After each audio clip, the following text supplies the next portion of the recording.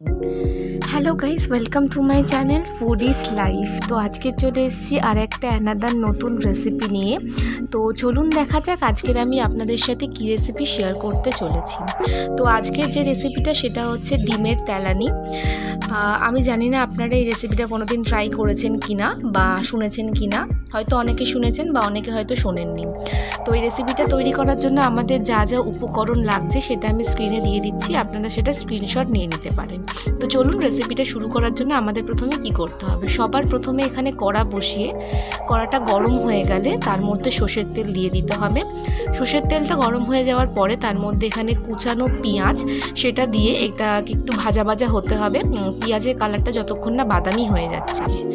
পেঁয়াজের কালার বাদামি হয়ে যাওয়ার পরে তার মধ্যে 1 চামচ আদা রসুন বাটা দিয়ে দিতে হবে। তার মধ্যে কুচানো টমেটো দিয়ে দিতে হবে। সমস্ত কিছু দিয়ে দেওয়ার পরে এখানে কাশ্মীরি লঙ্কার গুঁড়ো, স্বাদ মতন নুন, পরিমাণ মতন হলুদ আর একটু শুকনো লঙ্কার গুঁড়ো দিয়ে দিতে হবে। দিয়ে এটাকে খুব ভালো করে মশলাটাকে নাড়াচাড়া করতে হবে যতক্ষণ না মশলা থেকে তেল ছেড়ে দিচ্ছে। এই মশলাটা একটু ভালো করে নাড়াচাড়া করা হয়ে যাওয়ার পরে এখানে আমি একটু এই জিনিসটা ঝাল স্পাইসি করার জন্য এখানে কিছু কাঁচা লঙ্কা কুচিয়ে রেখেছিলাম, তো সেই কাঁচা লঙ্কার কুচি দিয়ে দিয়েছি। কাঁচা লঙ্কার কুচি দেওয়া হয়ে যাওয়ার পরে তার মধ্যে এখানে পরিমাণ মতন অল্প অল্প জল দিয়ে দিতে হবে। এবার জল দেওয়ার পরে এই গ্রেভিটাকে একটু জাস্ট 2 মিনিটের জন্য হতে দিতে হবে। গ্রেভিটা এখানে আমাদের হয়ে গেলে গোটা গোটা আমাদের ডিম নিয়ে সেই ডিমটাকে এইভাবে ফাটিয়ে পুরো তরকারির ওপরে এরকমভাবে বসিয়ে দিতে হবে। তো তার ওপরে বসিয়ে দেওয়ার পরে সেটাকে আমরা অল্প আঁচে দিয়ে সেটাকে আমরা হতে দেব। তো এখানে দেখতে পাচ্ছেন ডিমটা আমি এখানে ঢেলে দিয়েছি। তারপরে 1 মিনিট পরে ডিমটা প্রায় এরকম আকার চলে এসছে। তো এটা ততক্ষণ আমাদের ডিমটা হোক।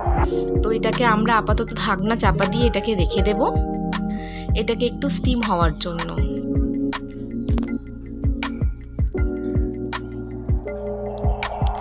তো এবার ঢাকনা খুলে আমরা দেখতে পাচ্ছি আমাদের এখানে ডিমের তেলানির রেসিপি রেডি হয়ে গেছে। তো এই রেসিপিটা খুব জলজলদি রেসিপি, আপনারা চাইলে এটা আপনাদের ভাত বা রুটির সাথে সার্ভ করতে পারেন। আর এই রেসিপিটা আপনারা বিশ্বাস করুন, আপনারা যদি বাড়িতে ট্রাই করেন আপনাদের বাড়িতে বয়স্ক লোক থেকে শুরু করে বাচ্চা অবধি সবাই এই রেসিপিটা জাস্ট ফ্যান হয়ে যাবে। জাস্ট অসাধারণ খেতে, খুব অল্প সময়ের মধ্যেও, আর খুব একটা হেলদি রেসিপি। খুব একটা আমরা এখানে অয়েল ইউজ করিনি।